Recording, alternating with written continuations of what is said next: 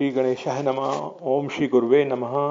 आज की भगवत चर्चा संत श्री डोंगरे जी महाराज के भागवत कथा प्रवचन पर आधारित भाग 24 कपिल अवतार की कथा।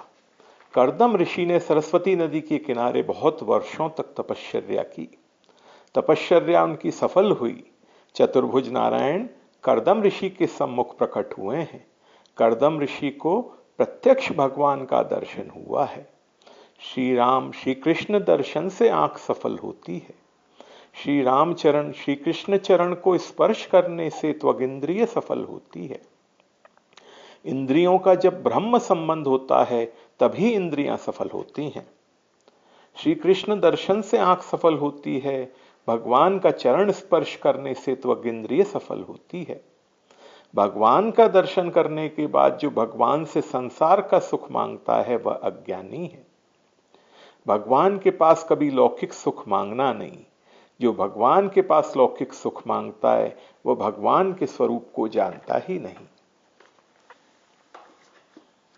कर्दम ऋषि ने स्तुति में कहा है, मैं क्या करूं, मेरे पिताजी की आज्ञा हुई है, लगन करो। लगन करने की इच्छा से मैंने ये तपश्चर्या की है। मैं काम पत्नी नहीं मांगता, मैं धर्म पत्नी मांगता हूं। कन्यादान महान पुण्य है। स्वर्ण का दान, चांदी का दान, यह सब जड़ वस्तुओं का दान है। कन्यादान चेतन का दान है। कन्यादान का जब संकल्प होता है तब कन्या का पिता दामाद को समझाता है, विलासी जीवन के लिए, स्वेच्छाचारी जीवन के लिए कन्या तुम्हें मैं दान नहीं करता। धर्म का पालन करो। यह तुम्हारी काम पत्नी नहीं है, यह तुम्हारी धर्म पत्नी है। पति पत्नी के जीवन में काम गौण है, धर्म मुख्य है। अकेला पुरुष भक्ति नहीं कर सकता है, अकेली स्त्री भी भक्ति नहीं कर सकती है। कर्दम ऋषि ने कहा है, ऐसी कन्या के साथ मेरा लग्न हो जो भक्ति में मेरा साथ दे, जो मुझे पाप करने से रोके। मैं घर में सत्संग मांगता हूं, घर में मुझे सत्संग मिले, मुझे पाप करने से रोके, मुझे भक्ति में साथ दे। भगवान ने स्मित हास्य किया और कहा, मनु महाराज की कन्या देवहूति अति सुंदर है, बहुत लायक है। देवहूति के साथ लगन करो। तुम्हारा गृहस्थ आश्रम जगत के लिए आदर्श रूप होगा। उधर मनु महाराज को चिंता हुई है, कन्या बड़ी हो गई है, अब मुझे इसका लगन करना है। मनु महाराज एक दिन चिंता में बैठे थे। नारद जी वहां आए। नारद जी ने कुशल समाचार पूछा है, आप चिंता में बैठे हो, क्या बात है? मनु महाराज ने कहा, गृहस्थ का जीवन ही ऐसा है। गृहस्थ को यदि प्रभु में विश्वास न हो, भगवान में प्रेम न हो, तो गृहस्थ का बहुत सा जीवन चिंता में ही जाता है। संतान की चिंता, संपत्ति की चिंता, जो मिला है उसको संभालना है और ज्यादा कमाना है। पुत्र की चिंता होती है, कन्या की चिंता होती है।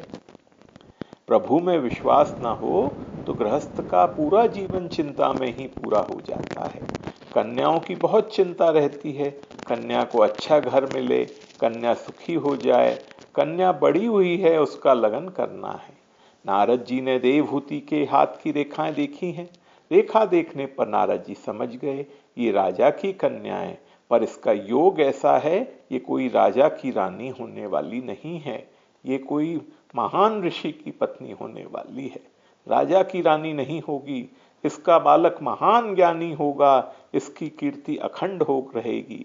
राजकन्या होने पर भी यह राजा की रानी नहीं होगी। मनु महाराज ने कहा है, आप जो बोलते हैं वह बराबर है। इसका जन्म राजमहल में हुआ है, पर इसको राजमहल का विलासी जीवन अच्छा नहीं लगता है। प्रातःकाल 4 बजे उठकर ध्यान करती है, बहुत प्रेम से पूजा करती है, बहुत सादा भोजन करती है। राजमहल का विलासी जीवन इसको अच्छा लगता ही नहीं। इसको तो ऐसी इच्छा है, कोई ज्ञानी, कोई भगवत भक्त पति मिले तो ही लगन करना है, नहीं तो इसकी लगन करने की इच्छा ही नहीं है, ऐसा बोलती है। अब ज्ञानी हो, भगवत भक्त, तो वो राजकन्या के साथ कैसे लगन करेगा? नारद जी ने विचार करके कहा है, इस कन्या का दान कर्दम ऋषि को कर दो। कर्दम ऋषि बड़े ज्ञानी हैं, भगवत भक्त हैं। मनु महाराज ने कहा है, कर्दम ऋषि की प्रशंसा तो मैंने भी बहुत सुनी है, पर वे क्या राजकन्या के साथ लगन करेंगे? वे तो बड़े ज्ञानी हैं, भगवत भक्त हैं। नारद जी ने कहा है, मैंने ऐसा सुना है, उनको लगन करने की इच्छा हुई है। इस कन्या का दान कर्दम ऋषि को कर दो। मनु महाराज रानी शत्रुपा के और देवहूति के साथ रथ में बैठे हैं। कर्दम ऋषि के आश्रम में आए हैं। शांत वातावरण है। आश्रम में गोबर का लेपन हुआ है। पशु पक्षी भी जहां वैर को भूल गए हैं। ऋषि का आश्रम अति शुद्ध है, शांत है। मनु महाराज को आनंद होता है। कर्दम ऋषि ने देखा कि मनु महाराज आए हैं। उन्होंने विचार किया, मनु महाराज के पीछे जो कन्या दिखती है वही भविष्य में मेरी पत्नी होने वाली है। भगवान ने तो कन्या की बहुत प्रशंसा की है, एक बार मैं भी कन्या की परीक्षा करूं। कर्दम ऋषि ने कन्या की परीक्षा बहुत विवेक से की है। 3 दर्भ के आसन रखे हैं। मनु महाराज वंदन करते हैं, तब उनसे कहा है, आसन में बैठो। शत्रुपा रानी को कहा है, दूसरा आसन आपके लिए है। तीसरा आसन देवहूति को बताया है कि यह तुम्हारे लिए है। देवहूति बहुत पढ़ी लिखी तो नहीं है, किंतु स्त्री धर्म को जानती है। देवहूति ने विचार किया, पति ही मेरे लिए परमात्मा है। मेरे भगवान मुझे आसन दे, उस आसन में मैं कैसे बैठूं? अभी लगन हुआ नहीं है। मैं तो उनकी दासी हूं, और आसन में न बैठूं तो उनको बुरा लगेगा। मैंने प्रेम से आसन दिया था, कन्या ने स्वीकार नहीं किया। जिस स्त्री को पति में परमात्मा का दर्शन नहीं होता, उसको किसी मंदिर में मूर्ति में भी भगवान का दर्शन नहीं होता है। शास्त्रों में ऐसा लिखा है, पत्नी पति में नारायण की भावना करे और पति पत्नी में लक्ष्मी की भावना करे। पति पत्नी लक्ष्मी नारायण का स्वरूप है। पत्नी के पुण्य से, उसके भाग्य से पति का आयुष्य बढ़ता है। पत्नी के भाग्य से घर में संपत्ति आती है। पति पत्नी को लक्ष्मी की भावना से देखे, मेरे घर में लक्ष्मी आई है। पत्नी पति में नारायण की भावना रखे तो घर वैकुंठ हो जाएगा, घर में ही लक्ष्मी नारायण है। देवहूति ने विचार किया, मेरे पति नारायण हैं, परमात्मा है। मेरे पति देव मुझे आसन दें, उस आसन में कैसे बैठूं? देवहूति ने युक्ति की है। आसन पर अपना दाहिना हाथ रखा और धरती पर बैठती हैं। दाहिना हाथ आसन पर रखकर बताया है, मैंने आपके दिए हुए आसन को स्वीकार किया है। मैं तो आपकी दासी हूं, आप मेरे भगवान हैं। आप आसन दें तो उस आसन पर मैं कैसे बैठूं? मुझे पाप लगेगा, मेरे पति मेरे परमात्मा है। कर्दम ऋषि ने देखा है, परीक्षा में पास है। परीक्षा हो गई, बहुत लायक है। मनु महाराज ने कहा है, मैं कन्यादान करने की इच्छा से आया हूं, इस कन्या को आप स्वीकार करें। कर्दम ऋषि बड़े ज्ञानी हैं, महान तपस्वी हैं, जरा भी कपट नहीं किया। सरलता से मन में जो था वह कह दिया, मुझे लगन करने की इच्छा हुई है।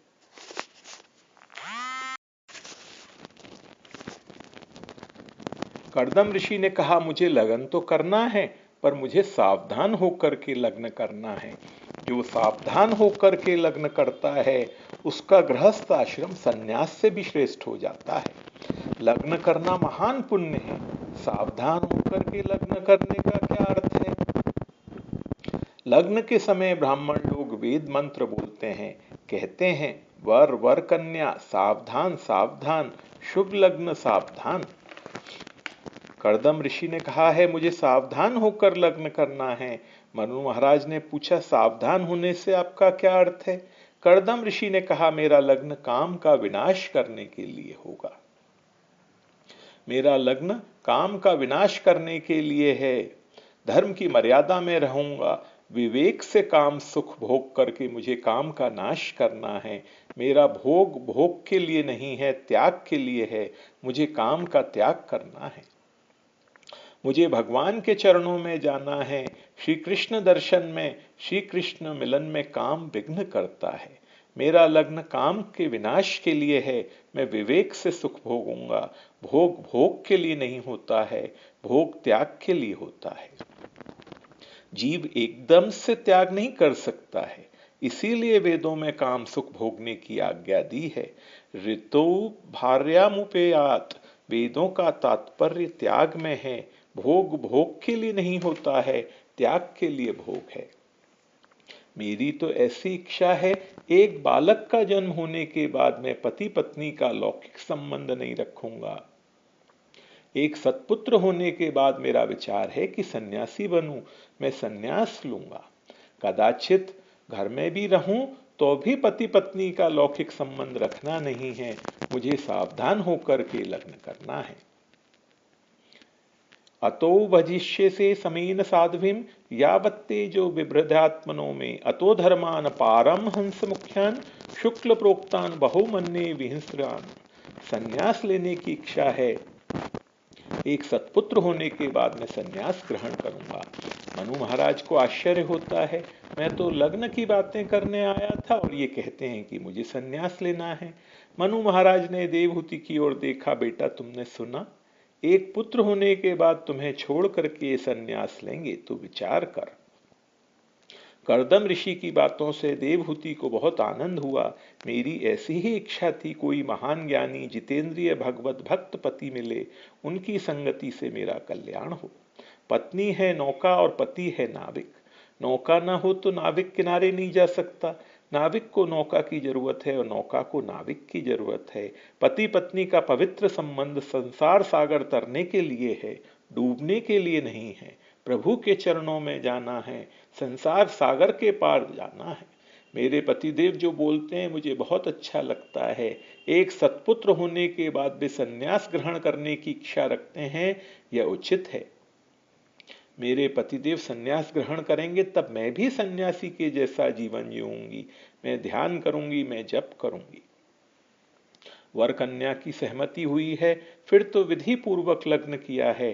मनु महाराज ने कन्यादान किया है, वर कन्या को अनेक आशीर्वाद दिए हैं, वस्त्र आभूषण दिए हैं। मनु महाराज अपने घर लौट गए। देवहूति ने विचार किया, आज तक मैं राजकन्या थी, अब मैं एक ऋषि की पत्नी हूं।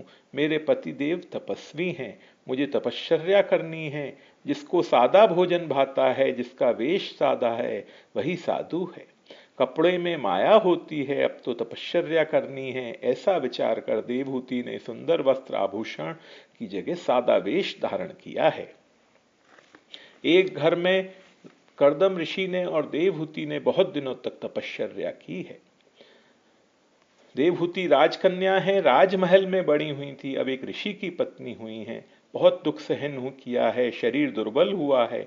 एक दिन कर्दम ऋषि की दृष्टि पड़ी, कैसा सुंदर शरीर था, अब तो हड्डियां दिखलाई पड़ रही हैं। बोले, तुम्हारी सेवा से मैं प्रसन्न हूं। सभी जीवों को अपना शरीर बहुत प्यारा लगता है, मेरी सेवा में तुमने शरीर को बहुत घिसाया है, अति दुख सहन किया है, मुझे अति सुख दिया है। मैं तेरी सेवा से प्रसन्न हूं, तू मांग ले सो मैं जो तुम्हें दूंगा। देवहूति ने हाथ जोड़ करके कहा है, आप जैसे ज्ञानी भगवत भक्त पति मुझे मिले हैं, मैं भाग्यशाली हूँ, मुझे सब कुछ मिला है। मैं रोज तुलसी जी की पूजा करती हूँ, बाल कृष्ण के पास तुलसी जी रख करके प्रदक्षिणा करती हूँ और मांगती हूँ कि मेरे पति का आयुष्य बढ़े, मेरे पतिदेव आनंद में रहें। मेरी तो एक ही इच्छा है, आपकी सेवा करते करते मेरा शरीर गिरे, भगवान के धाम में पहले मैं जाऊंगी, आप मेरे पीछे से आए, मेरा सौभाग्य अखंड रहे, दूसरी कोई इच्छा नहीं है। कर्दम ऋषि ने बहुत आग्रह किया, तब देवहूति ने एक बार और मांगा है, आपकी इच्छा हो तो मेरे मन में थोड़ी भावना है, एक बालक का जन्म होना चाहिए। अब कर्दम ऋषि और देवहूति को 9 कन्याएं हुई हैं। देवहूति को भय लगता है, अब मेरा ये त्याग करेंगे, अब ये सन्यास लेने वाले हैं। देवहूति ने कहा है, आपके सन्यास में मैं विघ्न नहीं करूंगी, आपका कल्याण में ही मेरा कल्याण है, पर आप थोड़ी मेरी बात भी सुने। कभी कभी वैराग्य का आवेश आ जाता है। आवेश में कर्दम ऋषि ने कहा है, आज तक तेरी बातें मैंने बहुत सुनी, मैंने तेरे पिता को कहा था कि मैं सन्यास लूंगा। देवहूति ने कहा है, आप ऐसा बोले थे कि एक सत्पुत्र होने के बाद मैं सन्यास लूंगा। ये तो 9 कन्याएं हुई हैं, अभी पुत्र हुआ नहीं है, पुत्र होना ही चाहिए ऐसा मेरा दुराग्रह नहीं है, पर इन 9 कन्याओं का लगन करो फिर सन्यास लो। आप सन्यास लोगे तो इन कन्याओं का लगन कौन करेगा? आपकी प्रतिज्ञा तो ऐसी थी कि एक पुत्र होने के बाद मैं सन्यास लूंगा। पुत्र हो या न हो, इन कन्याओं का लगन तो करो, फिर सन्यास ग्रहण करो। कर्दम ऋषि विचार करते हैं, मुझे भगवान ने कहा था तेरे घर में पुत्र रूप से मैं अवतार धारण करूंगा, फिर अभी भगवान क्यों नहीं आते। कर्दम ऋषि समझ गए हैं कि मैंने तपश्चर्या छोड़ दी, मैं अति विलासी हो गया। अब विलासी जीवन की समाप्ति हो गई है, पवित्र जीवन का आरंभ हो गया है। दोनों पति पत्नी दिन भर ध्यान करते हैं, जप करते हैं। अतिशय भूख लगती है तो पति पत्नी एक बार फल खाते हैं। अनेक वर्षों तक तपश्चर्या की है। देवहूति के पेट में गर्भ रहा है, देवहूति के मुख पर तेज दिखता है। 9 मास परिपूर्ण हुए हैं। आज संतों को आनंद हुआ है। संतों के अखाड़ों में कपिल महामुनि की पूजा होती है। सभी विरक्त साधु सन्यासी महात्मा कपिल मुनि को गुरुदेव मानते हैं। हमारे गुरुदेव आने वाले हैं। आज संतों को अतिशय आनंद हुआ है। परम पवित्र कार्तिक मास कृष्ण पक्ष पंचमी तिथि बुधवार मध्यान्ह काल में कपिल नारायण का प्राकट्य हुआ है। बोलो कपिल नारायण भगवान की जय। कपिल महामुनि का दर्शन करने के लिए ब्रह्मादिक देव आए हैं। कपिल महामुनि के चरणों में कमल का चिन्ह दिखता है, स्वास्तिक का चिन्ह दिखता है।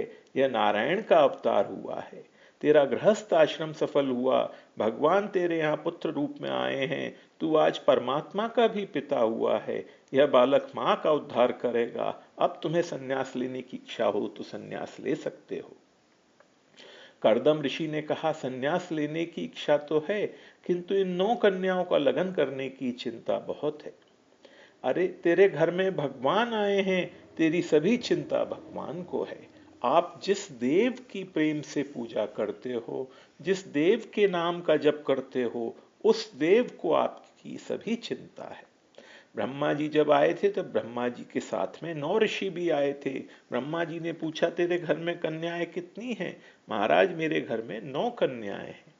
ये 9 दामाद तेरे घर में बिना निमंत्रण दिए आए हैं। एक एक को इन कन्याओं का दान करो और दूध भात की पंगत होने दो, फिर लगन हो। लग्न में सात्विकता होना चाहिए ताकि वर कन्या को अच्छे संस्कार मिले। लग्न में धर्म मुख्य है, काम गौण है। 9 कन्याओं का लगन 9 ऋषियों के साथ हुआ है। मरीचि ऋषि को कला नाम की कन्या दी है। अत्रि ऋषि का लगन अनसुईया जी के साथ हुआ है। अरुंधति का दान वशिष्ठ ऋषि को किया है। अथर्वा ऋषि को शांति, अंगिरा ऋषि को श्रद्धा और पुलस्त ऋषि को हविर्भू नामक कन्या का दान किया है। पुलह ऋषि के साथ गति और क्रतु ऋषि के साथ क्रिया नामक कन्या का लग्न हुआ है। भृगु ऋषि को ख्याति नामक कन्या दी है। ये कर्दम ऋषि की 9 कन्याएं हैं। कपिल भगवान की 9 बहनें हैं। 9 ऋषियों के साथ 9 कन्याओं का लगन हुआ है। वे अपनी पतियों के घर गई हैं। कर्दम ऋषि को अब चिंता रही नहीं। धीरे धीरे कपिल महामुनि बड़े हुए हैं। कर्दम ऋषि ने कपिल देव से कहा, आप आज्ञा करो तो मैं अब संन्यास ले लूं। मुझको ऐसा लगता है अब जीवन थोड़ा ही शेष है। शरीर अब बहुत दिन तक नहीं रहेगा। अब संन्यास लेने की इच्छा है। कपिल देव ने कहा, पिताजी आपका विचार बहुत उचित है। आप संन्यास ग्रहण करो। मैं आपको क्या कहूं, इतना ही कहता हूं, संन्यास लेने के बाद कभी मेरी मां का स्मरण मत करना। घर को भूल जाना, पत्नी को भूल जाना। सर्व का त्याग ही संन्यास है। संन्यास की विधि जब होती है तब बोलना पड़ता है, परमात्मा के लिए मैं सर्व सुख का त्याग करता हूं। संन्यास की विधि बराबर हो तो विधि देखने वाले को भी वैराग्य हो जाता है। जिस दिन संन्यास लेना होता है उस दिन 108 बार गंगा जी में स्नान करना पड़ता है। अंतिम स्नान करके तो लंगोटी जनेऊ भी छोड़ करके नग्न बाहर आना पड़ता है। कुटुंब के जो लोग बैठे हों वे सभी भगवान के स्वरूप हैं, ऐसा समझ करके सबको साष्टांग प्रणाम करना होता है। पत्नी हो तो पत्नी में मातृभाव रख करके पत्नी को भी प्रणाम करना होता है। मेरा तेरा संबंध पूरा हुआ उस समय पत्नी पतिदेव के हाथ में लंगोटी देती है। आपको वस्त्र की जरूरत नहीं है। आप वासना रहित शुद्ध हो गए हैं, पर जगत में नग्न रहना अच्छा नहीं है। लोक लज्जा के लिए ये लंगोटी ले लो। पत्नी लंगोटी देती है, वह लंगोटी पहनकर अंत में विरजा होम करना पड़ता है। देव ब्राह्मण अग्नि की साक्षी में प्रतिज्ञा करनी पड़ती है। संसार का कोई भी सुख भोगने की अब जरा भी इच्छा नहीं है। सर्व सुख का मैं त्याग करता हूं। अब मेरा जीवन केवल भगवान के लिए है। तब सन्यास की विधि पूर्ण होती है। कपिल देव कहते हैं, पिताजी सन्यास लेने के बाद ज्यादा परोपकार का प्रपंच मत करना। जो बहुत परोपकार करने को जाता है वो भगवान को भूल जाता है। परोपकार करने में हल्के लोगों का संग करना पड़ता है। वैराग्य से ही सन्यास की शोभा है। सब कुछ भूल जाओ, जगत के साथ वैर नहीं, किसी के साथ प्रेम नहीं। वैर करने से मन बिगड़ता है, किसी मानव के साथ ज्यादा प्रेम करने से भी मन बिगड़ता है। वैर का त्याग करो, प्रेम का त्याग करो। प्रेम अब परमात्मा के साथ करो। नारायण का ध्यान करो, ओंकार का जप करो। कर्दम ऋषि ने सन्यास ग्रहण किया है। आज की भगवत चर्चा यहीं तक। ओम श्री गुरुवे नमः।